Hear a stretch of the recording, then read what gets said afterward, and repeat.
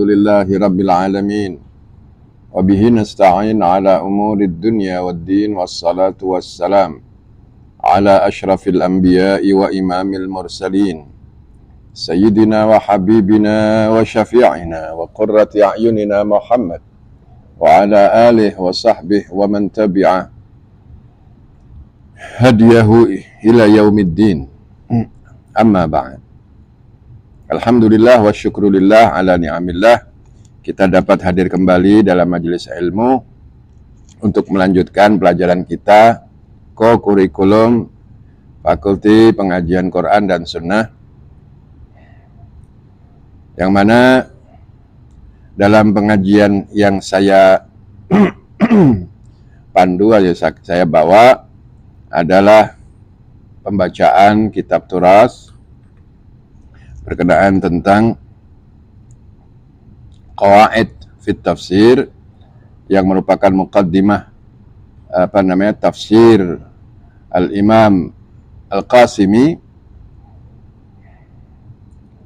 di mana kita telah pun memulainya dalam beberapa pertemuan, dan sekarang kita masuk kepada pembahasan selanjutnya masih dalam bab perkara-perkara penting ya, yang perlu dilengkapi dalam menafsirkan Al-Quran, yang mana kita sampai kepada penafsiran dengan memahami madlul al-kalam.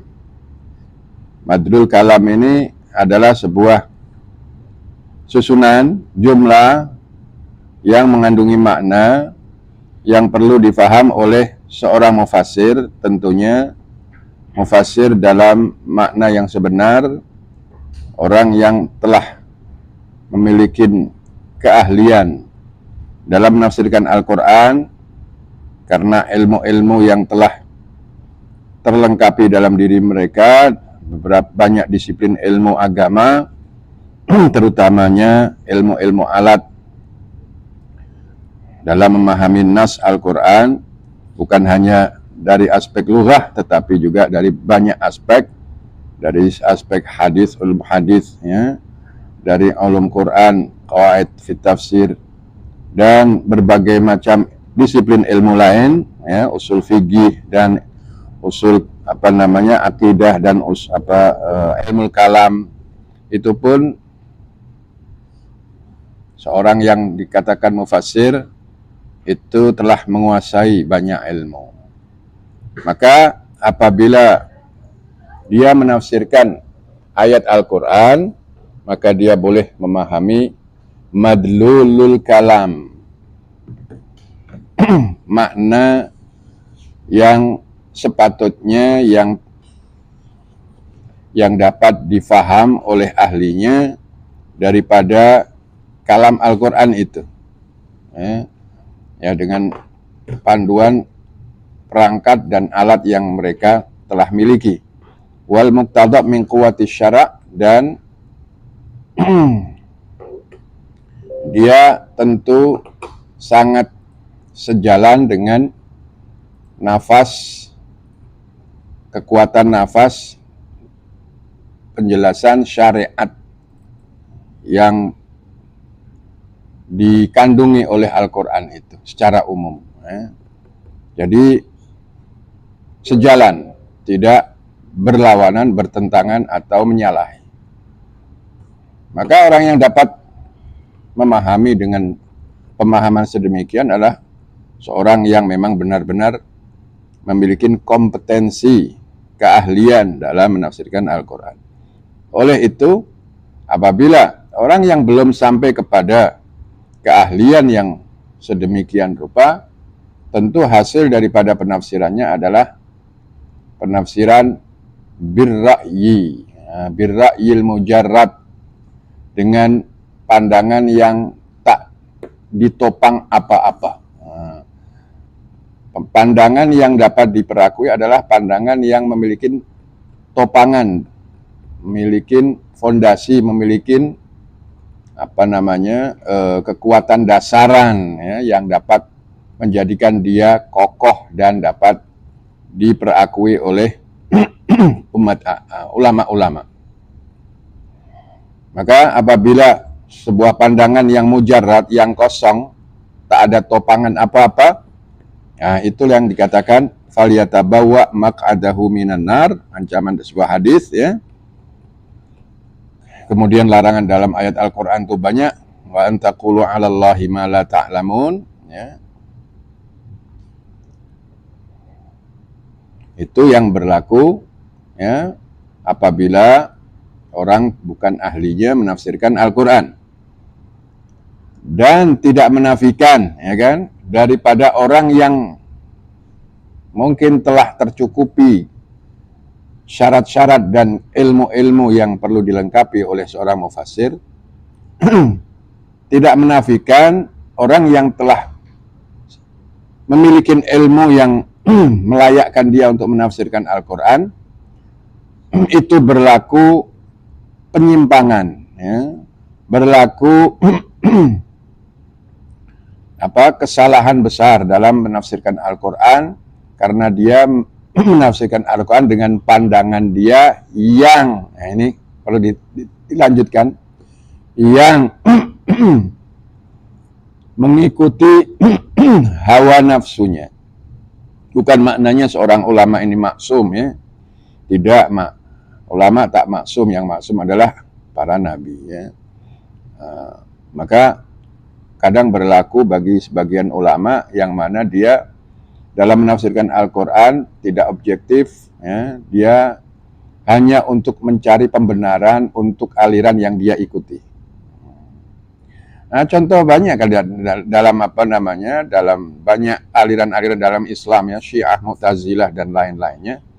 Nah, mereka bukan orang bodoh, orang alim ya. Para ulama-ulama mereka,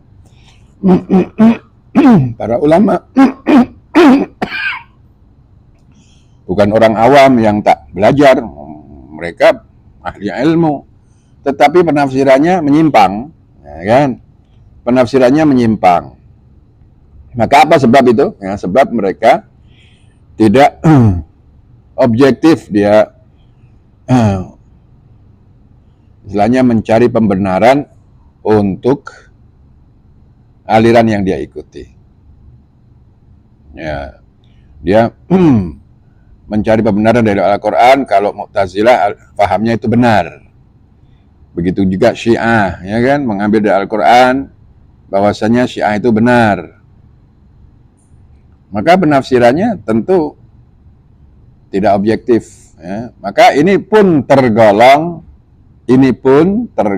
menjadi pandangan yang kosong ya. Karena tak objektif. Nah, mungkin bagi orang seperti ini mungkin ada syubhah. Kalau yang tadi yang tak memiliki perangkat dan alat dan persyaratan serta keilmuan yang mencukupi, itu bukan syubhat, itu langsung dihukum orangnya, itu diseret dan diadili, tak berhak menafsirkan Al-Quran, menyesatkan ramai orang, ya kan? Tapi kalau ulama-ulama aliran-aliran tertentu, nah kita tak boleh seret. Nah, mereka punya aliran sendiri, ya kan? Memiliki aliran sendiri. Mereka mengklaim benar, maka klaim mereka benar ini kita katakan tak benar. Nah, maka kita tak katakan dia tak benarnya itu macam yang awal tadi. Kita katakan dia syubhah, ya kan? Nah, kalau memiliki syubhah seperti itu, ya cara kita memperlakukannya berbeda dengan yang awal tadi. Kedua-duanya sama birra'yil mujarrad ya. Karena sebuah pandangan apabila dia tidak mengikuti dalil, tak disokong oleh bukti dalil, maka dia tertolak. Ya. Pandangan itu tertolak dan ianya tidak dikatakan ra'yil mahmud, ya. Yang pendapat yang terpuji, ya, tapi mazmum. Ya.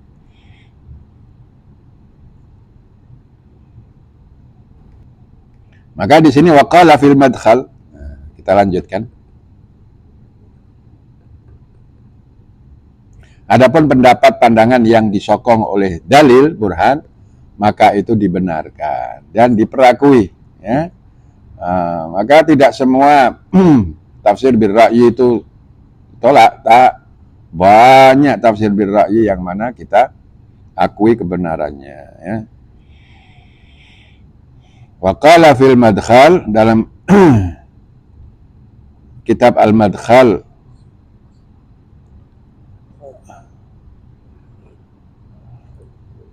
musannaf mengatakan, fi hadzal hadis nazrun wa in sahha fa inna ma arada bihi wallahu a'lam faqad akhta'at tariq.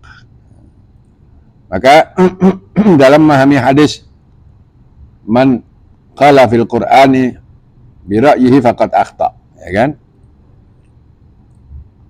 Man qala fil qur'ani bi ra'yihi faqad akhta fa asaba, man takallama fil qur'ani bi ra'yihi fa asaba faqad akhta.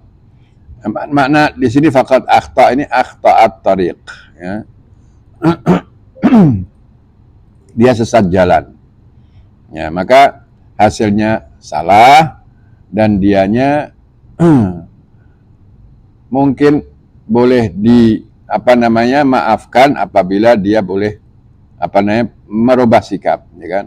Tapi kalau melanjutkan perbuatan yang sama, maka bukan akhta'at tariq, itu memang sengaja nak melakukan perkara yang melampau dalam masalah agama, ya.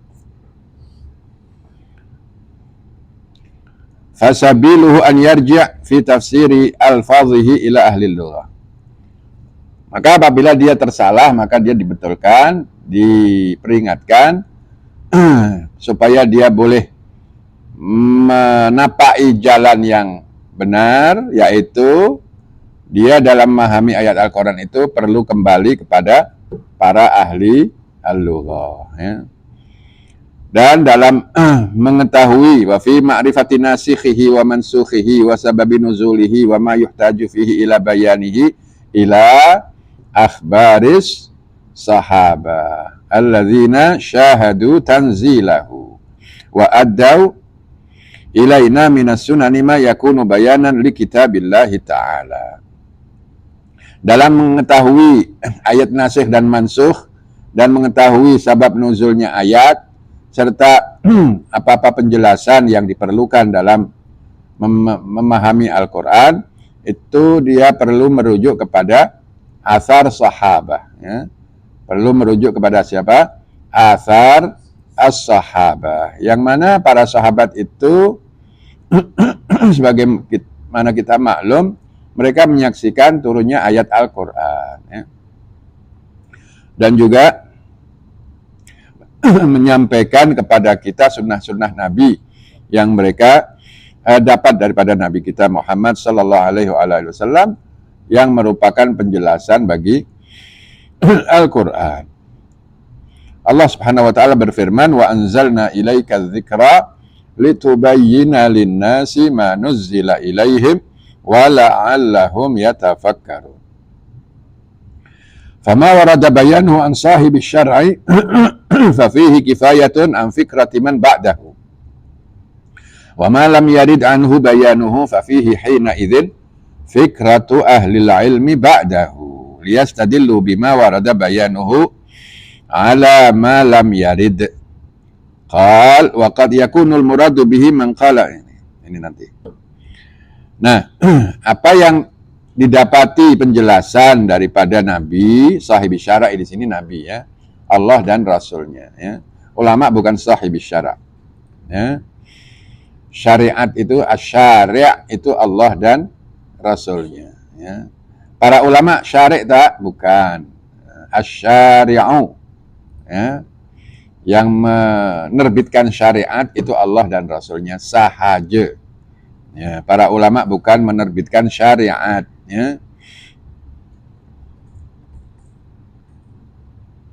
Maka apa-apa yang dijumpai riwayat daripada Nabi, maka itulah, ya, penjelasan yang perlu kita pegang, ya. Tak perlu kita menengok ke kanan dan ke kiri cari pendapat lain, tak boleh, ya, tak payah. Dan apa yang kita tak jumpai daripada riwayat daripada Nabi, hadis tak ada yang menjelaskan makna ayat itu, maka kita boleh merujuk kepada pandangan ulama selepas Nabi, yaitu para sahabat dulu lah ya. Kalau kita merujuk kepada pandangan ulama, maka ulama yang teratas, tertinggi ya dalam memahami ayat Al-Quran adalah para sahabat. Para sahabat yang dikenal sebagai athar as-sahabah. Dan riwayat-riwayat yang didapati dari mereka boleh dikategorikan al-ma'sur, ya kan? Masih dikategorikan at-tafsir bil ma'sur, at-tafsir bil mangkul, ya. Bukan bil ra'yi, ya. Ya. Jadi apa-apa riwayat yang didapat dari penjelasan sahabat itu menjadi rujukan dan ianya masuk dalam kategori at-tafsir bil ma'sur, bukan bil ra'yi. Untuk menjadi dalil bagi penjelasan ayat Al-Quran yang tidak memiliki sandaran dalil daripada hadis Nabi. Hadis Nabi tak ada, penjelasan sahabat. Dah ya. Jadi itulah yang disebutkan di sini, berhenti di pada tafsir bil ma'sur anis sahabah. Beliau kemudian melanjutkan penjelasannya, waqad yakunul muradu bihi man qala fihi bi ra'yihi min ghairi ma'rifatin minhu bi usulil ilmi wa furu'ih. Fayakunu muwafaqatuhu lis-sawabi in wafaqahu min haitsu la ya'rifuhu ghairu mahmudah. Boleh jadi maksud ayat faqad akhta, ya kan, tadi dia tersalah atau dia telah berbuat dosa, ya. Itu maknanya bahwasanya dia menafsirkan Al-Quran dengan pandangannya pribadi tanpa mengetahui, tanpa memiliki ilmu usulul ilm, ya kan. Dia tidak memiliki usulul ilmi wa furu'ih. Usulul ilmi itu ya ilmu lughah, nahwu, saraf, ya kan.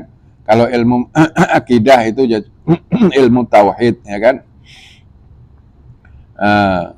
Kemudian ilmu fikih, usul fikih, ya, usul fikih, qawaid fiqhiyah, ya.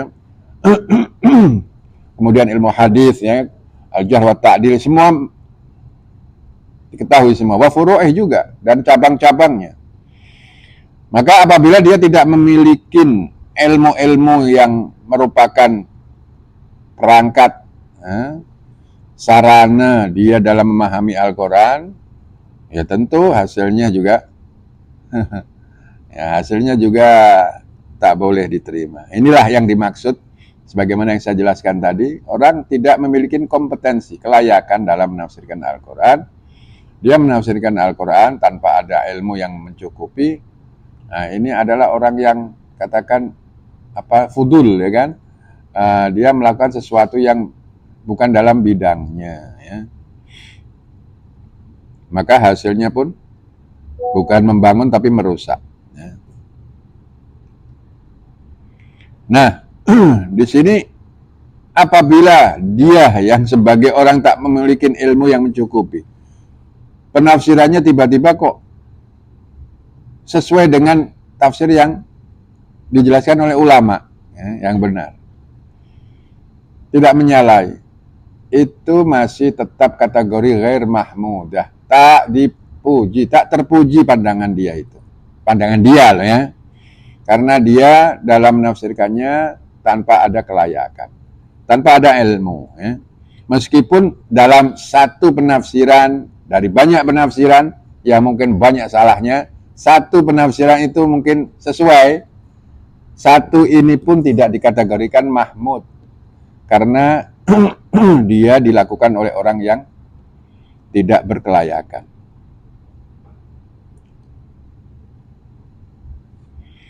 Wa qala al-Mawardi qad hamala ba'dul mutawarri'ati hadzal hadits ala zahirihi wa amtana'a min ay yastanbita ma'ani al-Qur'an bi ijtihadihi walau sahibaha syawahid. walam yu'arid syawahidaha nassun sarih wa hadha udulun amma tu'abbidna ya, tu'abbida tu'abbidna bima'rifatihi amma ta'abbadna lah, bukan tu'abbidna, tak perlu untuk di mabni majhulnya. Hadza udulun amma ta'abbadna bima'rifatihi minan nazari fil qur'ani wa istinbatil ahkami kama qala ta'ala la alimahu alladhina yastanbitunahu minhum. Imam Mawardi menceritakan bahwasanya ada sebagian ulama-ulama yang dengan sifat waraknya, sifat warak, tahu warak, sifat warak. Sifat warak ini sifat yang hati-hati, tapi hati-hatinya itu bukan hati-hati biasa, ya kan? Tapi hati-hati yang amat-amat sangat. Ya. Jadi dia perkara yang syubhat jelas ditinggal, ya kan? Yang mubah saja dia kalau tak perlu tak mubah, itu mubah, jelas mubah. Ya, kalau tak perlu tak nak dia. Itu warak. Apalagi syubhat. Ya kan? Ini ulama-ulama yang memiliki sifat warak dalam memahami hadis ini, dan setelah dia menerima penjelasan Nabi melalui hadis ini, mereka takut menafsirkan Al-Quran. Mereka takut beristimbat dengan ayat Al-Quran. Meskipun dia tahu dan boleh, ya, bahwasanya maknanya ini karena ada penyokong daripada nas dan riwayat yang lain, ya kan, yang membenarkan makna ini. Begitu.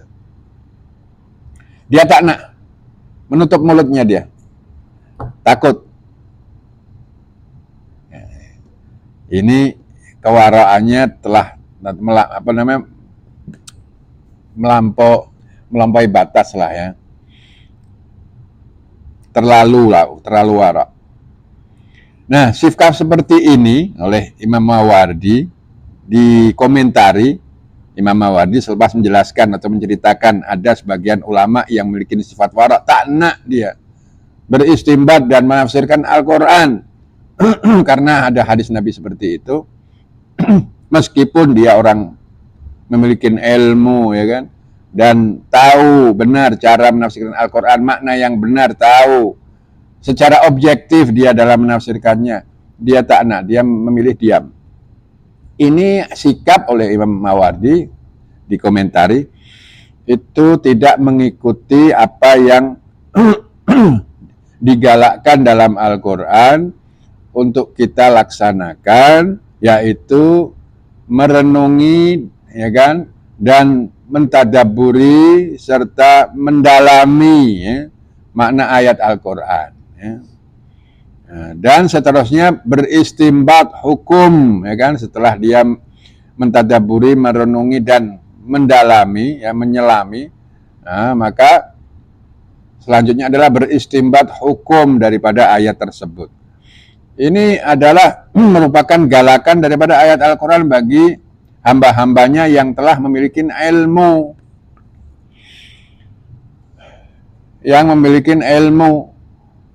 Dan ini sangat diperlukan untuk dapat Untuk dapat memperkaya, ya kan, pengetahuan yang diambil daripada Al-Quran, yang dapati oleh para ahli-ahlinya, ya kan, bukan orang sembarangan. Maka sikap ini kalau ditiru oleh banyak ulama, tak ada warisan kitab-kitab turas, ya kan, sampai kita sekarang ini. Semua takut. Tak boleh. Maka sikap seperti ini itu juga tak benar, ya, bagi orang-orang yang telah memenuhi syarat dan telah melengkapi ilmu yang sepatutnya. Walau sahha ma dhahaba ilaihi lam yu'mal syai'un bil istinbat. Kalau apa yang mereka lakukan ini benar, yaitu mereka takut itu adalah perkara yang benar, maka ya tak ada maklumat apapun ya daripada Al-Quran yang didapati daripada cara istimbat. Istimbat perlu dari ayat Al-Quran, ya kan? Untuk mendapatkan sebuah kesimpulan ilmu, sebuah paradigma ilmu, ya. Bahkan kaedah-kaedah ilmu perlu, ya itu boleh dilakukan oleh orang yang berilmu saja. Orang yang tak berilmu tak boleh. Kalau orang berilmu malu, takut, ya kan? Karena wara yang melampau, ya dari mana hasil karya ilmu yang boleh boleh di istilahnya menjadi khazinah kekayaan ilmu umat Islam ini dapat terkumpul banyak, ya kan? Walama fahimal aktsaru min kitabillahi syai'an. Dan tentu orang ramai masyarakat, para pelajar-pelajar, thalabatul ilm, tak boleh belajar daripada ayat Al-Quran, dari kitab-kitab penjelasan ulama itu. Ulama takut semua. Maka ini adalah sikap yang tak betul, ya. Wa in sahhal haditsu fata'wiluhu anna man takallama fil Qur'ani bimujarradi ra'yihi wa lam ya'ruj 'ala siwa lafdhihi wa asabal haqqa faqad akhta'at tariq. Hadis ini apabila dia dikatakan sahih, ya kan, memang hadis sahih, ya, maka penjelasannya adalah sesiapa yang berkata-kata, ya, menafsirkan Al-Quran dengan berdasarkan pandangannya sahaja, pandangan yang kosong daripada apa?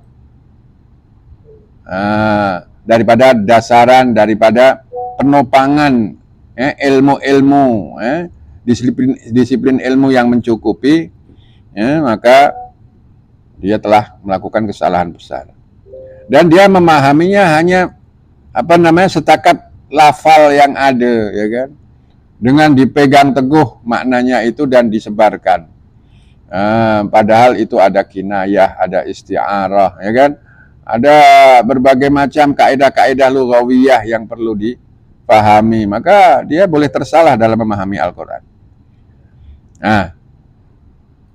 Dia hanya memahami lafalnya saja, dan memang bukan selalunya dia itu mungkin salah, kadang sekali-sekala dia boleh benar, ba'asabal haqqa, dan menepati makna yang benar, faqad akhta'at tariq. Dia tidak dikatakan tafsir birra'yil mahmud, tapi mazmum, karena dilakukan oleh orang yang melakukannya hanya mengikuti pandangannya saja, ya. Bahkan pandangan yang dipandu oleh hawa nafsu, ini yang berbahaya, ya. Adapun isabatuhu ittifaq, betulnya dia itu kebetulan, ya. Bukan benar karena ilmu, tapi betul karena kebetulan. Idil fardu annahu mujarradu ra'yin la syahidalahu. Karena yang makna kebetulan tadi itu dia ini fardu salah.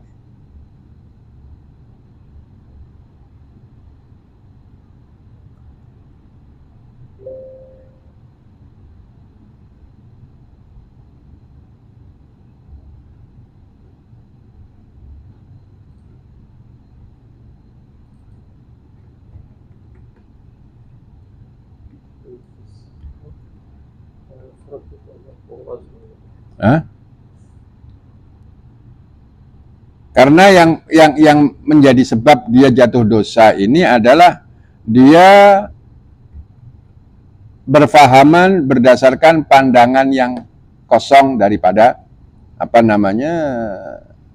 daripada kekuatan ilmu yang perlu dimiliki, ya kan? Dan tidak ada penyokongnya dalam memahami makna itu.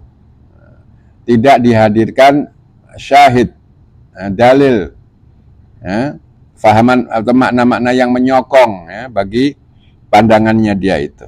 maka dia jatuh pada kesalahan dan dosa.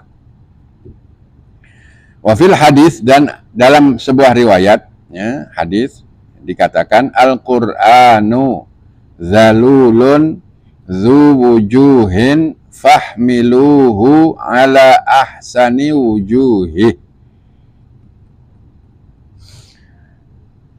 Kalau dikatakan hadis ini sabda Nabi ya, tapi ini adalah hadis mauquf Ibn Abbas ya. Hadisnya ini mauquf kepada Ibn Abbas. Ibn Abbas mengatakan Al-Qur'anu zalulun zuwujuh. Al-Qur'an itu adalah nas teks, ya kan? Yang mana dia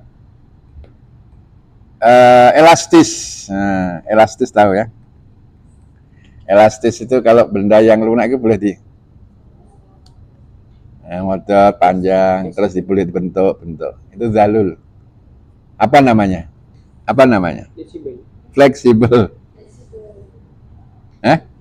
Fleksibel. Boleh dibentuk-bentuk. Zuwujuhin, yang mana karena dia boleh dibentuk-bentuk, fleksibel, dia memiliki banyak kemungkinan makna. Makna. Ini bukan semua ya. Mungkin boleh difahami dalam Al-Qur'an, ya kan? Ada makna-makna yang mana fleksibel, ya kan? Ada ayat-ayat yang maknanya fleksibel karena dia memiliki banyak kemungkinan makna. Apabila kita dapati ayat yang seperti ini, fahmiluhu ala ahsani wujuhi. Nah, ini nasihatnya Ibn Abbas. Ya. Kalau kita dapati ayat, bukan semua ayat. Ya. Dia katakan Al-Quran ini bukan maknanya seluruh Al-Quran, bukan. Ada beberapa ayat dalam Al-Quran yang mana dia fleksibel karena dia memiliki kemungkinan lebih daripada satu makna, banyak makna. Maka nasihatnya fahmiluhu ala ahsani wujuhi. Maka dia perlu dimaknai dengan makna yang terbaik, terselamat, terdekat dengan ruh dan nafas syariat Islam. Itu adalah yang terbaik. Bukan makin jauh dari syariat Islam, tak boleh. Yang paling berhampiran dengan nafas dan ruh, ya kan? Petunjuk ajaran syariat Islam. Itu ahsan wujuh itu. Jadi maknanya makna yang terbaik maksudnya. Makna yang terbaik itu adalah makna yang sesuai dengan kaidah, disokong oleh dalil, ya kan? Yang banyak dalilnya, penyokong dalilnya, dan juga sesuai dengan, selari dengan nafas dan ruh, ya kan? Petunjuk syariat, petunjuk ajaran syariat. Di sini dijelaskan oleh Imam Mawardi. Ini masih perkataan Imam Mawardi ya.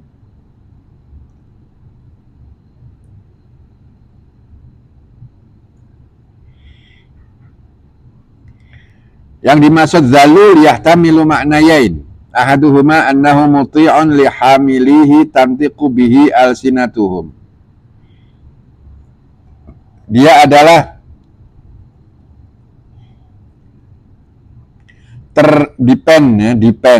dia depend kepada kepada orang yang menafsirkan, ya, orang yang ya memahami, ya kan, dihamil.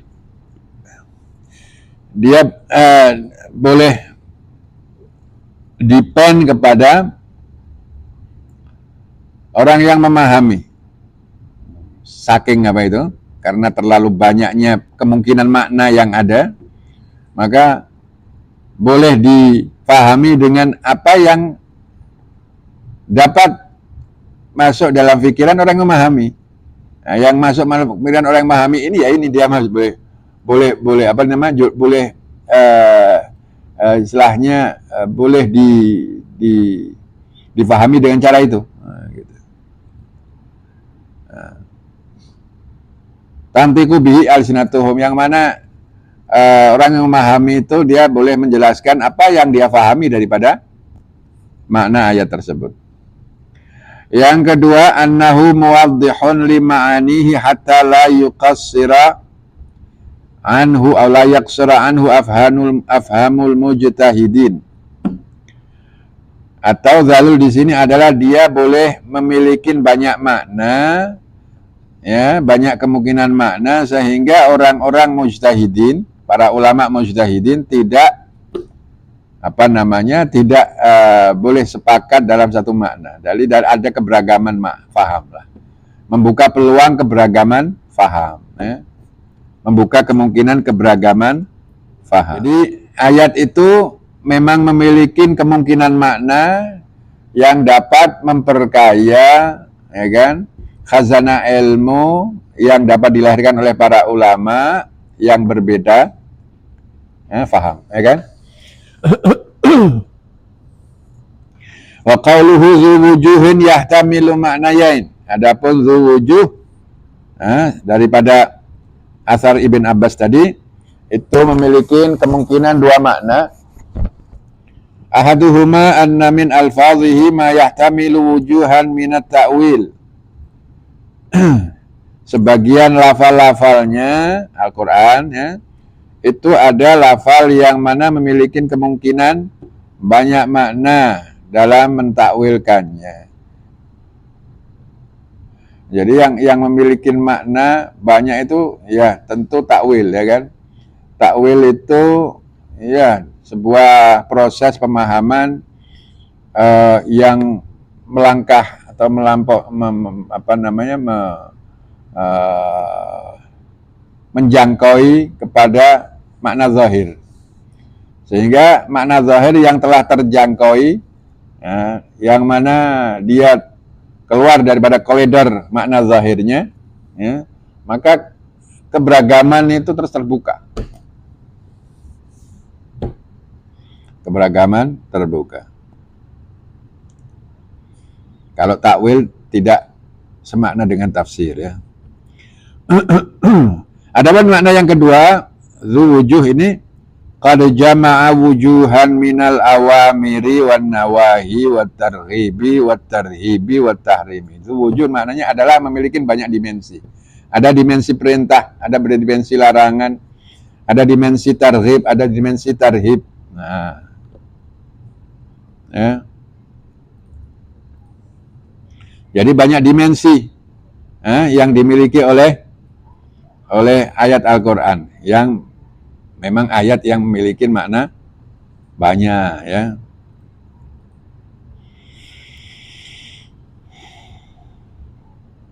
Nah, itu dua kemungkinan makna. Maka makna yang kedua inilah yang paling sesuai kalau saya memahami, ya. Jadi tak boleh seenaknya lah, muti'un depend kepada yang memahami. Ini tak sembarangan macam tuh, ya kan. Emang kadang kita memahami teksnya Ibn Abbas itu seperti itu, ada kemungkinan, tetapi saya tidak menyokong lah, ya. Saya sokong makna yang kedua, yang zalul makna yang kedua, ya kan. Makna yang kedua, dzu wujuh makna yang kedua.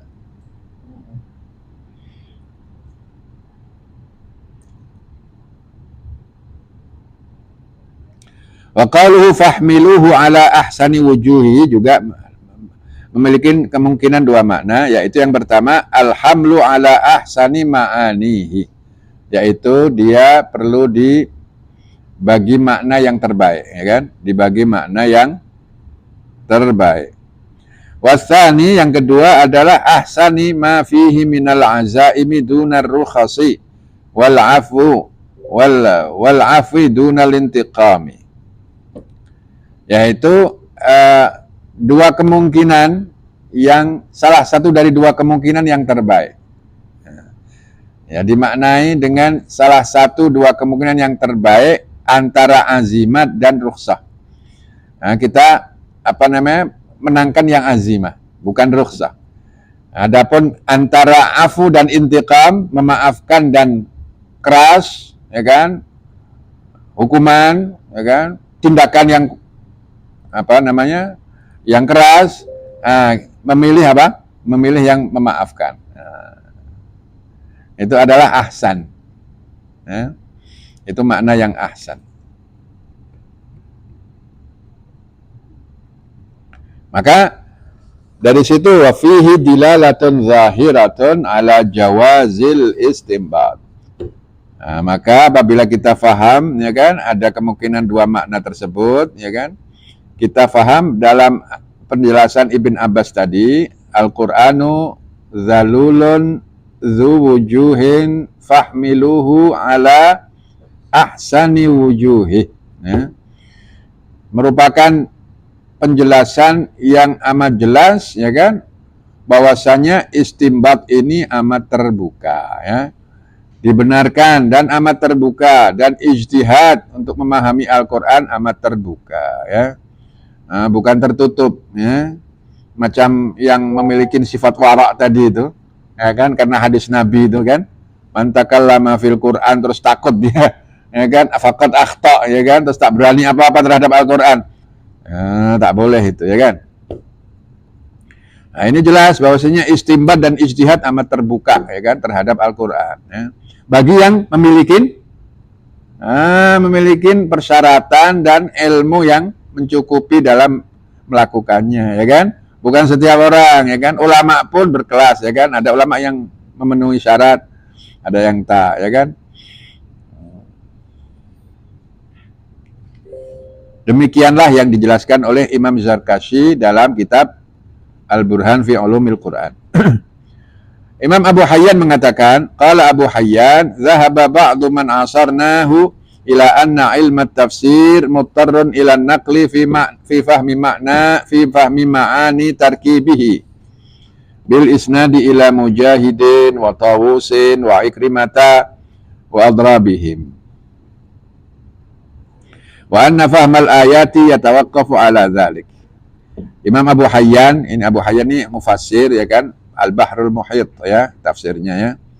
Beliau menjelaskan dalam kitabnya, sebagian para ulama yang sezaman beliau, ya kan, ada yang berfahaman bahwasanya, ada yang menjelaskan atau berfahaman dan menjelaskan bahwasanya ilmu tafsir ini, ya kan, itu amat perlu kepada riwayat, ya. Amat memerlukan kepada penjelasan riwayat daripada Nabi, daripada sahabat, ya, dan juga daripada para ulama-ulama besar dalam generasi tabi'in, ya. Nah, bil isnadi ila Mujahid, yang mana melalui sanadnya Imam Mujahid, Tawus, Ikrimah, dan ulama-ulama yang selevel dengan mereka. Ini adalah ulama tabi'in, ya, yang hukum, pandangan dan penafsiran mereka terhadap Al-Quran tergolong bil ma'tsur. Ini dipertikaikan, masih ada perselisihan. Ada yang menggolongkan bil ma'tsur, ada yang tidak, ya. Tapi yang rajih adalah masuk dalam golongan bil ma'tsur, ya kan, apabila ulama-ulama tabi'in tersebut adalah murid daripada Ibn Abbas, Ibn Mas'ud, Ubay bin Ka'ab, ya, ulama-ulama besar daripada kalangan sahabat yang merupakan ahli Al-Quran, ya, memiliki madrasah tafsir Al-Quran.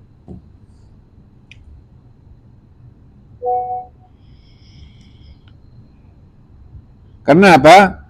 Memahami ayat Al-Quran itu perlu merujuk pada riwayat itu, hadis Nabi, asar sahabat, atau asar tabi'in.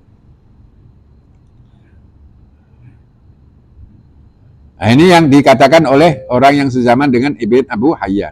Abu Hayyan terus kemudian melanjutkan pendapatnya atau penjelasannya. Walaysa kadzalik.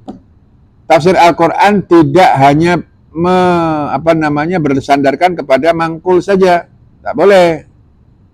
Abu Hayyan ini termasuk ulama mufassir birra'yi beliau. Tidak demikian. Maknanya perlu juga birra'yi, ya kan, bukan bil ma'thur saja, ya.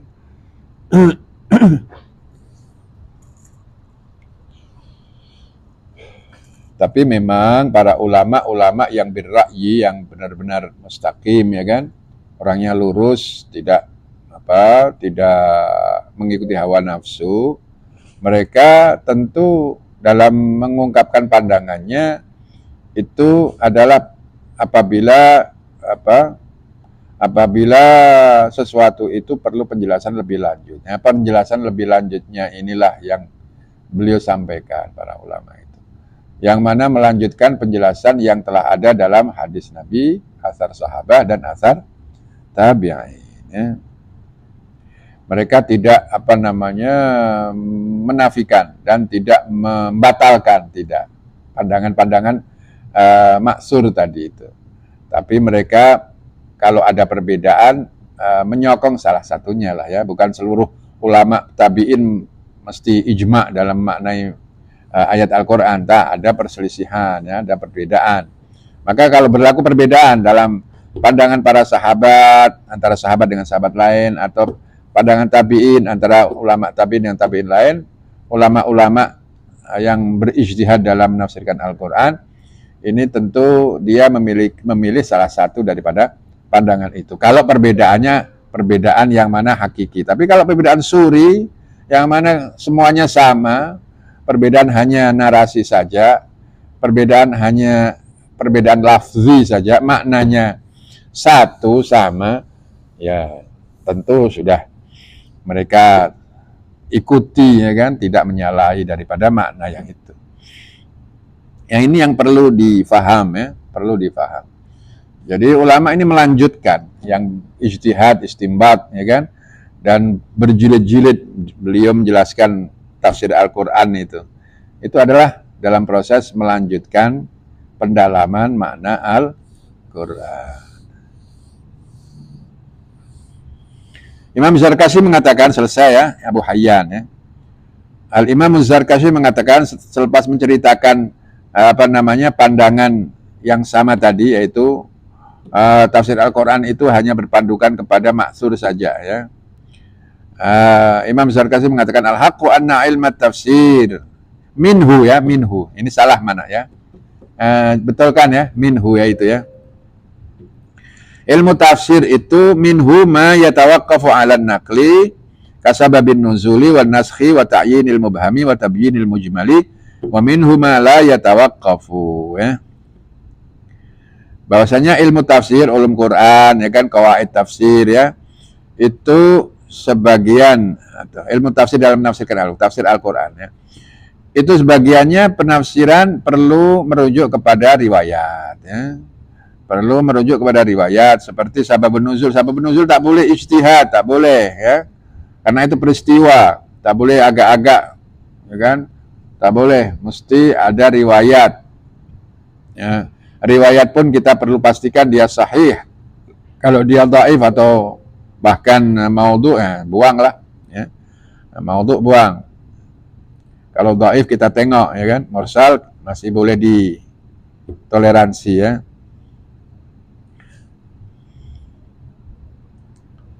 Baik. Sababun nuzul, ya, itu perlu dengan riwayat. Nasakh, ya kan? Ayat ini menasah ayat itu perlu riwayat. Ya. Sahabat menjelaskan, ya kan, karena beliau menyaksikan turunnya ayat. Nabi memberikan penjelasan bahwasanya ayat ini untuk hukum ini. Sekarang hukumnya ini, ya kan? Dengan ayat ini, sebelumnya hukum lain, ya kan? Maka paham dari situ bahwasanya ayat ini sebagai nasikh pada ayat yang sebelumnya, yaitu ya kan? Itu perlu riwayat daripada sahabat. Wa ta'yinil mubham, dan menjelaskan ayat-ayat yang mubham, makna lafal yang mubham. Ya, kalau ayat mubham contohnya kayak apa? Alladzina amanu walam yalbisu imanahum bizulmin ulaika lahumul amnu wa hum muhtadun, ya. Orang-orang yang beriman yang tidak mencampur adukkan keimanannya dengan kezaliman. Nah, di sini para sahabat pahamnya kezaliman berbuat dosa sekecil apapun itu zalim. Nah, tak ada yang selamat, ya kan? Tak ada yang mendapatkan keamanan, keselamatan di akhirat nanti.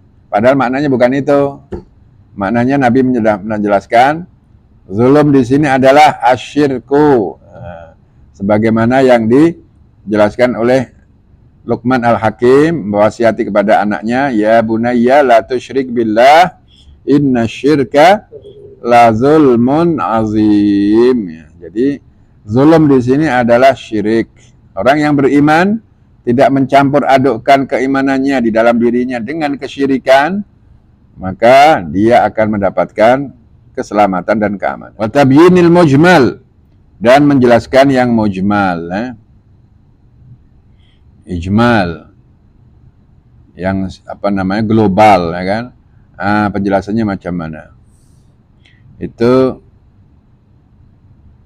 apabila ada riwayat, ya kita ambil riwayat itulah, ya.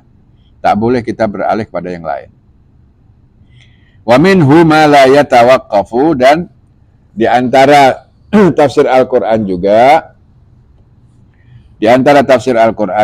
ada yang tidak memerlukan mangkul. Maknanya boleh, ya, terbuka apabila seorang ulama memahami Al-Qur'an, ya, yang ulama yang telah memiliki ilmu, ya, dan keahlian, ya, yang mencukupi dalam menafsirkan Al-Qur'an, dibenarkan untuk berijtihad dan beristimbat, ya, mendalami kandungan makna ayat Al-Qur'an, ya. Wa yakfi fi tahsilihi as-siqatu 'alal wajhil mu'tabar. Cukup dalam dalam kita memperakui, ya kan, penafsiran ulama yang menafsirkan dengan pandangan dia yang mahmud, ya kan, pandangan yang terpuji karena dia ahli tafsir, ya kan, dan dia objektif dalam menafsirkan, ya kan, tidak mengikuti hawa nafsu, maka kita percayai, ya kan, ulama yang seperti ini ianya dikenal sebagai ulama yang thiqah, ya kan, dapat dipercaya. Nah, para ulama mensifati dia, oh ini alim thiqah, ya kan. Nah, cukup dah kita ambil dia punya karya-karya ilmiahnya, ya.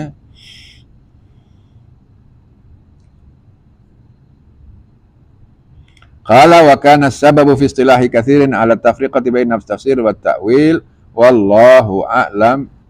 Sallallahu ala sayyidina Muhammad wa ala alihi wa sahbihi wasallam. Nakhtim majlisana biqirah kafaratil majlis. Subhanakallahumma rabbana wa bihamdik, asyhadu an la ilaha illa anta, astaghfiruka wa atubu ilaik. Wassalamu alaikum warahmatullahi wabarakatuh.